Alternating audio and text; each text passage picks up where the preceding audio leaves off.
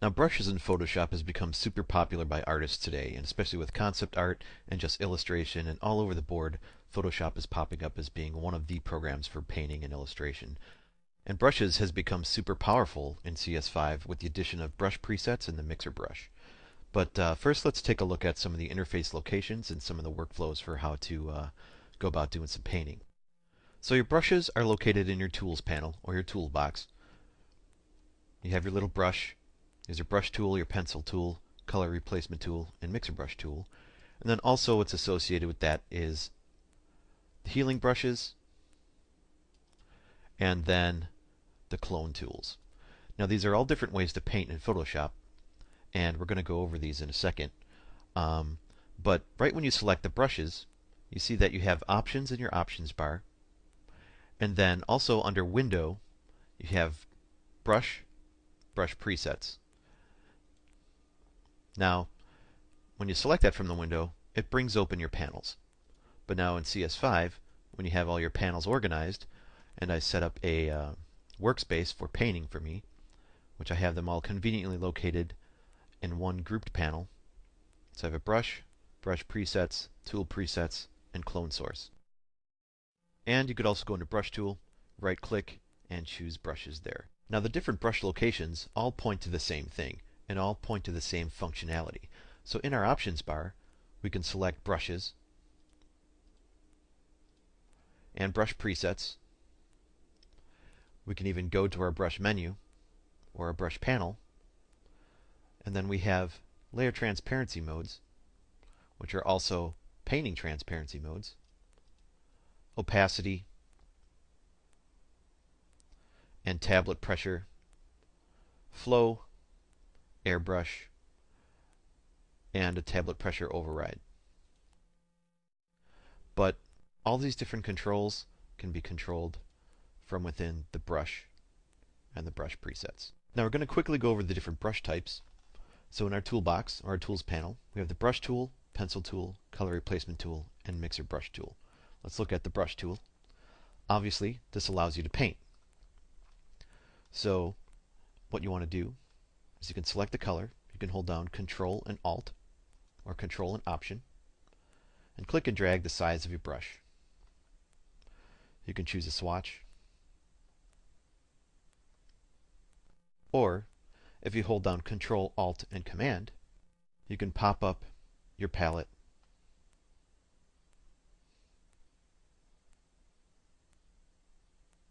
and select color from there, and then go ahead and paint. So that's the brush tool. Let's take a look at the pencil tool. Now the pencil tool basically is an alias drawing tool. If we zoom in here,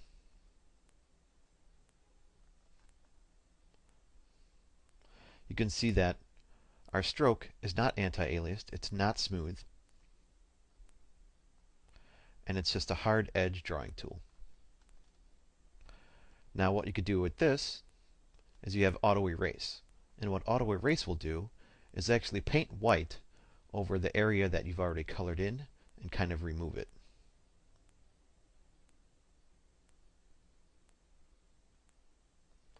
So you could paint new, go over it again, and auto erase, which is actually pretty helpful. Then we have our color replacement tool. And we have to jump into a different example for this. So in here, you can select a color, and then you could paint, and you could see that it's replacing parts of your image and the values in your image and the color in your image to the color that you have selected. Let's take a closer look at this. So let's change your brush size, choose a different color, and then we could go ahead and do some color replacing. So let's jump back. Now the mixer brush mimics realistic paint medium by mixing, combining, and blending colors. So I'm going to set my layer to be normal so it's opaque. And you can see that it kind of has a little more blend to it. And also, if we just select a new color, we will see the blending options and the mixing that it does. So I'm going to go ahead and pop up my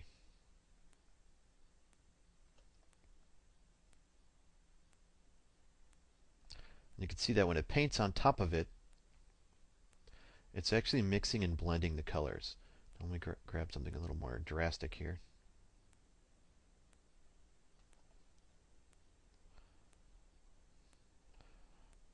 And zoom in a little bit.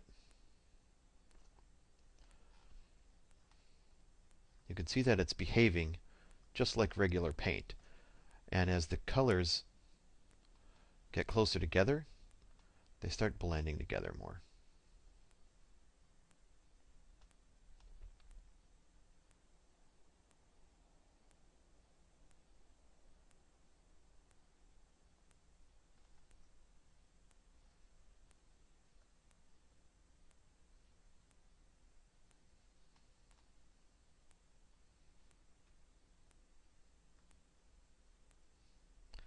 And you could grab different brush presets and go ahead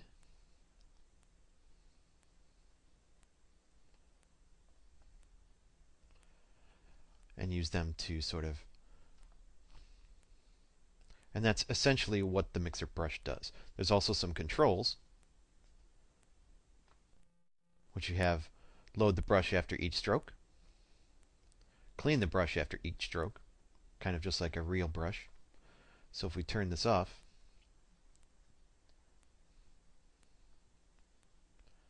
each stroke sort of renews itself every time you pick it up and put it down. If we turn that on, let's move out of the way here. Grab a darker color.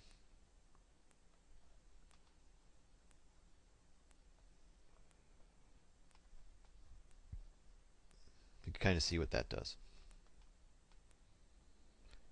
And then clean the brush. So it starts from a clean slate.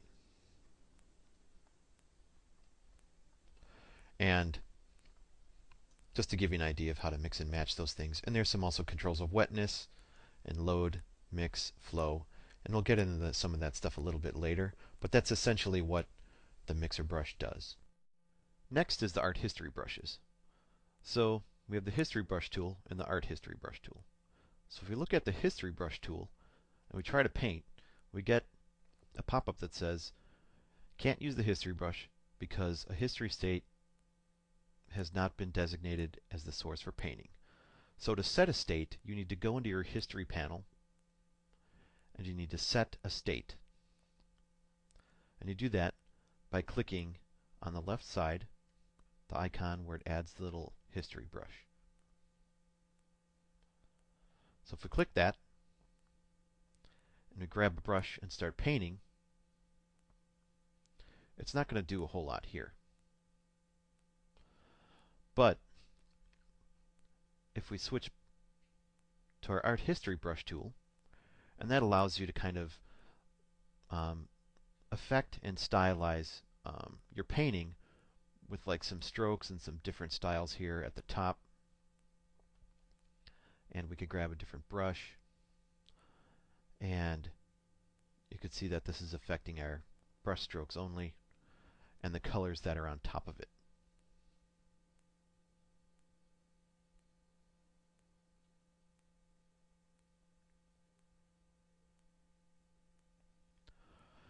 And now, if we switch back to our art history brush, it remembered our snapshot, and we're going to start painting with this. And so it remembered our last sample, and it's kind of starting to paint like our style from the history. And our strokes and our pixels from the history.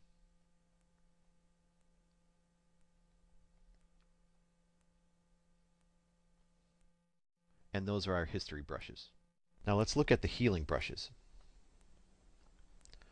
So I'm going to jump to my other image, and I'm going to look at the spot healing brush.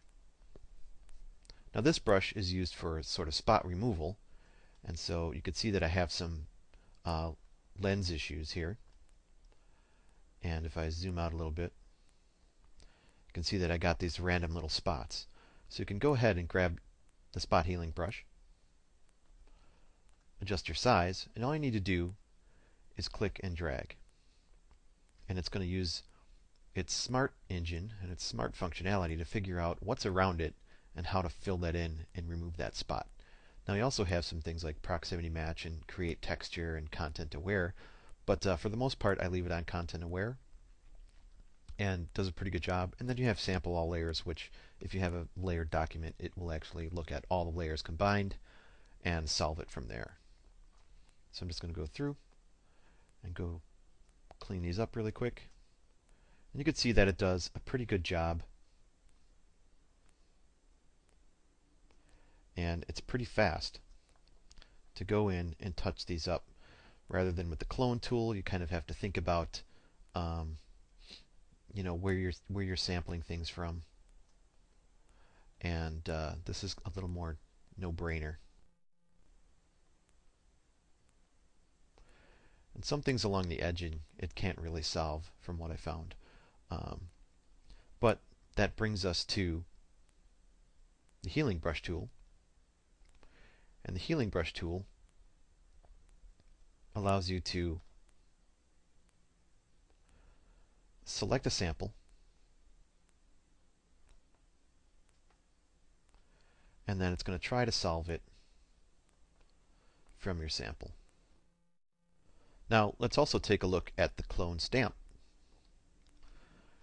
And the clone stamp has options here.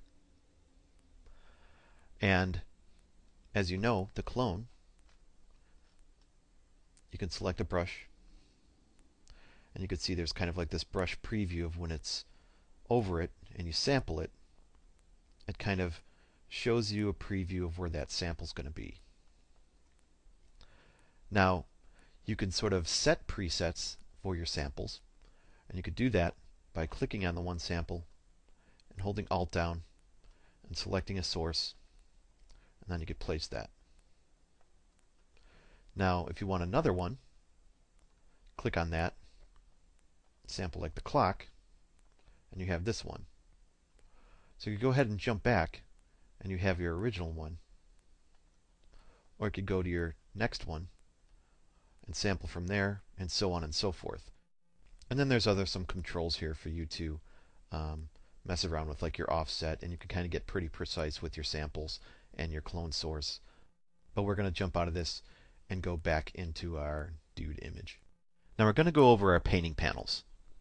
And what they allow you to do is customize, create, and manage your brushes and tools. So we have our brush panel, our brush preset panel, and our tool preset panel. Our clone source we already looked at, so we're going to start with our brush panel. Now the brush panel is all about customization and editing of your brushes. Your preset panel is about selecting your brush and also customizing a library and storing a library of brushes. And your tool presets is about customizing and storing a library of tool presets. Now in CS5 we have brush presets, and this is new. Before, if you wanted to make any brushes and save them and store them, you did it as a tool preset. But now in CS5 you have brush presets. Now in the top right you have your drop down. And the drop down for all of these menus is where you sort of manage them. Now in your brush presets we have different ways of displaying them: text only, small thumbnail, large thumbnail, large list, and so on. Now you can also access your preset manager there and manage your brushes here. You can load them and unload them, or your tools where you can load them and unload them here too. Now I have some tool presets that I want to load in from before, so I'm going to delete these. I'm going to hit load, and in my folder I'm going to select my tool presets. And these have been my stored tool presets from prior releases of Photoshop. I'm going to hit done. Now in my tool presets, you can see that they are located here. Jumping to my brush presets, I don't have any brush presets yet because this is new to CS5 And so I have to create them, and we'll show you how to do that. Now if by any time, let's jump back to our tool presets, if you want to save them, you can do Save Tool Presets, and you could store them here, or replace them, which I'm going to do. And then you can see that they're accessible here. And then I also have some brushes from some other artists. Some of them are from Gnomon Workshop, and just other ones are just worldly famous. But you can reset your tools here too, and basically manage your loading, unloading of your tool presets and your brush presets by this drop-down. Now let's look at our brush presets, and I'm going to go to my large thumbnail. Now we have new bristle brushes in CS5, and these are a little more realistic painting models, or painting brushes, where we can control different aspects of them. So if we select one here, and we paint, you can sort of see their effect. But I'm going to clear this layer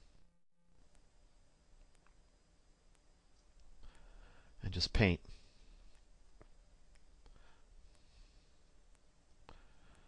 And their feel is a little more like natural media. Now if we go into our brush panel, where we customize and edit these, we can go ahead and edit this brush and dial it into something more specific to what we're looking for or what our project looks for, and go ahead and save that. In our brush panel, we can click on the brush tip shape. And we have bristle qualities. And so these are different ways to control the bristles of your natural media brush. We have round blunt,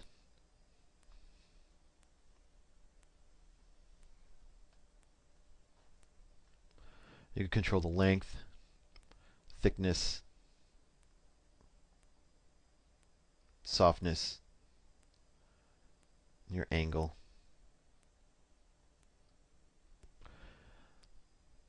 And size.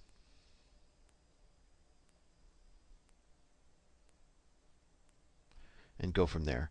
Now depending on how large your brush is and the resolution of your image, like your brushes can get kind of slow. So notice when I'm painting on this here, there's a little bit of a delay because it's drawing lots of little brushes on top of it, or lots of different layers of pixels to create this brush. So it's something to be mindful of. That the bristle brushes take a little more sauce from your computer to process, so they're not always going to be super fast. I'm just going to click a normal brush here, and we can kind of customize this a little bit. Right now it's just a plain round brush.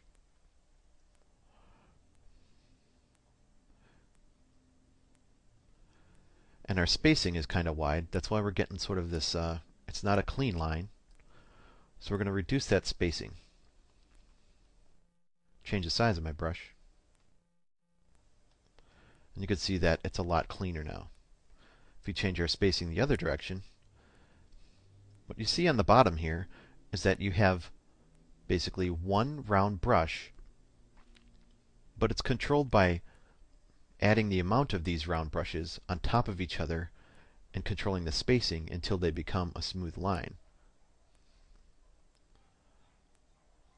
So as you draw, you can see now that they're super far apart from each other, you get different spaces. Now with that, you could create a bunch of different effects. This is more like a dotted line, or a string of pearls, or something.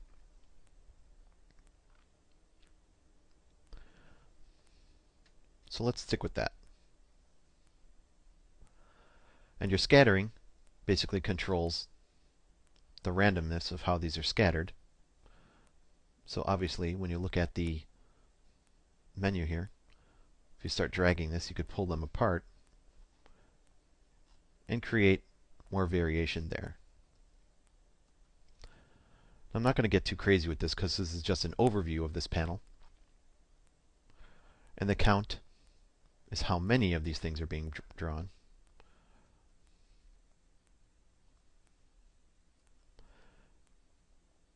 And you can see what they're doing there. Count jitter Jitter is just like a random factor. And you could create some interesting brushes there. And then there's also fade, pen pressure, tilt, and stylus wheel and rotation. So these are different ways of applying it based off of your brush. And I suggest that you just kind of go through and you can see how these change based off of pen tilt and whatnot.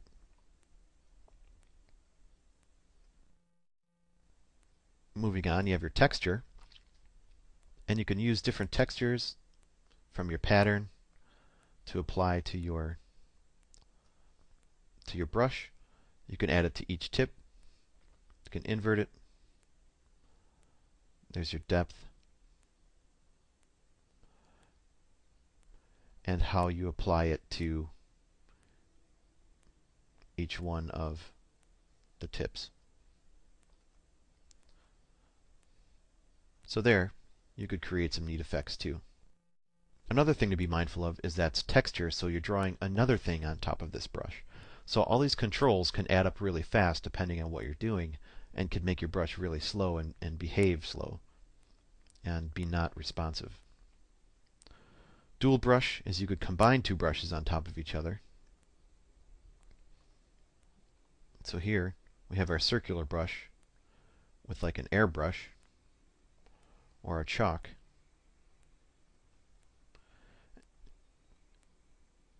And sort of control those independently.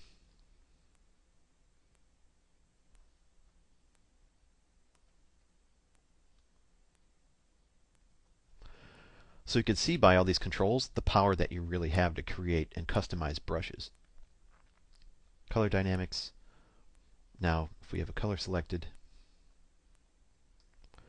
there's like foreground background jitter, which sort of blends between the foreground and the background color. Let me make something obvious here so you can see.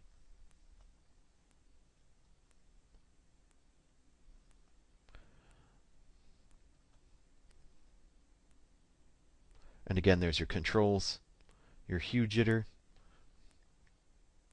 which is introducing other color into your brushes. You can make it subtle or just make it crazy. And then there's your saturation jitter, which is just random saturation, or you can control it and just make it subtle. Brightness jitter, random brightness, and your purity of how much of that blue you really want. Transfer is how your brush is transferring. So there's your opacity jitter. And you can see that some of your brushes are different opacities. And then there's your flow.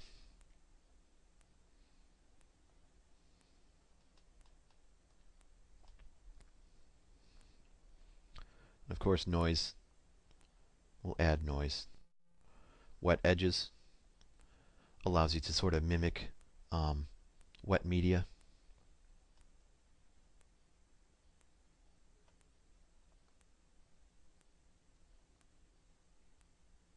And blend them together. Airbrush softens to like a spray. And smoothing, you kind of always want on by default. But it does add a little bit of time to your brush. And then you have protect texture, which will protect the texture of your brush. Of course, you could use all this with opacity of your brush. You could control that from the option bar or from the number keys. So you can see that really quick. You can just build up and customize a brush. And say at the end of the day, you're happy with this brush and you want to store it, we can go ahead and we could do new brush preset. It's going to ask for a name, and we could just call it Dave's Test, and capture brush size and preset, which we want to do. So if we like the size of our brush and we're going to use it over and over at this size, we can go ahead and save that. Otherwise, we don't have to check that. So then in our brush presets now, you can see we have Dave's Test. And to see that better, we can do text only, and we have Dave's Test. So we could switch to another brush, and then switch to this one. And that's kind of the workflow of your brush presets and customizing your brushes. Now in this example, I'm just going to show you how to create a quick, simple brush from another brush, and then create a brush preset. So we have a new layer. I'm just going to draw like a circle on here really quick with another brush. And then I'm going to select it. And I'm going to do Edit, Define Brush Preset. We could name it here, but we could see in our thumbnail we have our circle, but then we also have our background image. Because in order for brush preset to work, we need it to be on a transparent background. So let's grab our brush preset. Here's the one that we just created. And so when I stamp and draw it, my background is in with my brush, and we don't want that. So I'm going to turn off my guy, turn off my background, so it's just on transparent. I'm going to draw a box around it. And now I'm going to do Edit, Define Brush Preset. You can see that it's on a transparent background, and hit OK. Go into my brushes and select it. Turn on my background again. And now you can see I just created my custom brush. So let's go ahead and give it some settings. Go into my brush panel, and let's look at the shape dynamics. So now it's pressure sensitive. And you can see that as I press harder, the rings grow larger or smaller. Now you can see you could quickly create a brush and a custom brush and some effects really fast. So I'm going to go ahead, change my scattering, scatter it a little bit, and my spacing. Maybe add a little bit of texture to this. Set this to like darken. Change the scale of it. And look at my transfer. And do some opacity jitter based off pen pressure.